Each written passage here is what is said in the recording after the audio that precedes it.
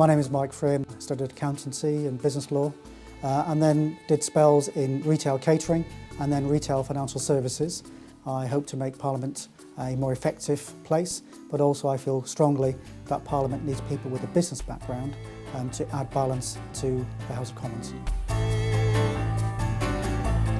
In terms of trying to match your skills and experience to the job you're going for, it's important to understand what the job involves. So for instance, if the job is looking for someone who's very good at coping with change and a fast-paced environment, particularly say for instance turnarounds, then where you're coming from is less relevant.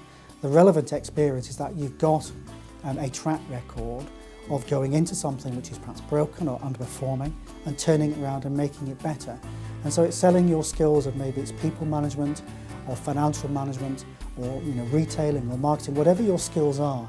It's about understanding what needs to be done in the job you're going for and highlighting your relevant experience.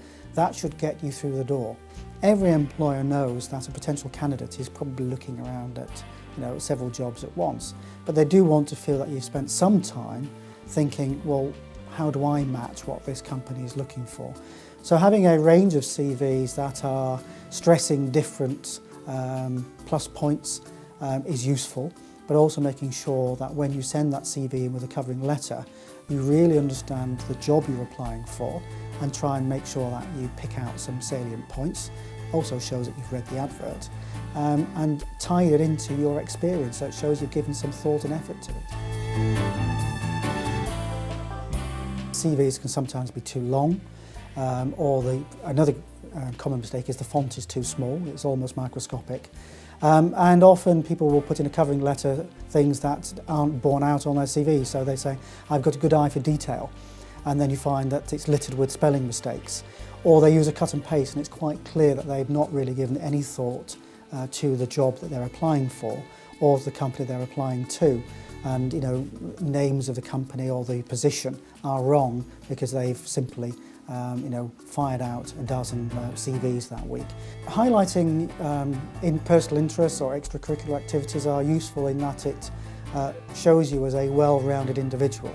If all you have in your life is work, then a potential employer might say, very talented at jobs, but how will they fit into the team? Some of the common errors at the interview stage is people arriving late, not knowing who they're being interviewed by, not having any questions prepared, because often it's your chance to interview the company. And if you don't understand what the company does and looked at their website as a good starting point, then it shows that you're really not very interested.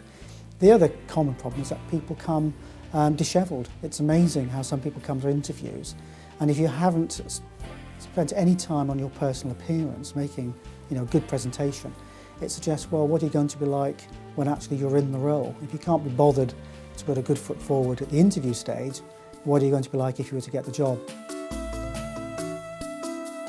Some of the differences would be that you're much more likely to get a panel interview in a public sector organisation. So for instance, when we recruited at Barnet a new chief executive or a new corporate services director, the candidates were interviewed by a panel of local councillors. And certainly for heads of service, it might well be an interview with 3 or 4 senior directors of the council. In the private sector, it's much more likely to be either a one-on-one interview or a two-on-one interview.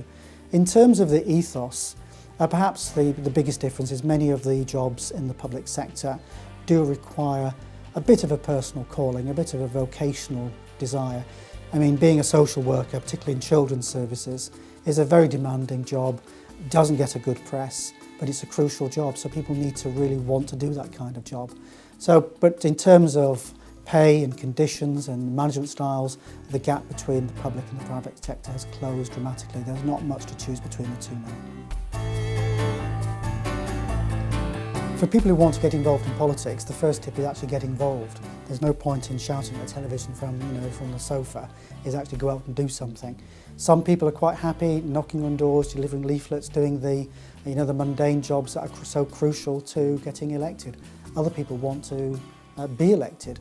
Other people who want to hold elected office, just it's useful for them to find someone that they can seek out as a mentor, so that there's someone who can give them some advice and some guidance as to how the system works, the kind of things to get some experience of before putting themselves forward for election.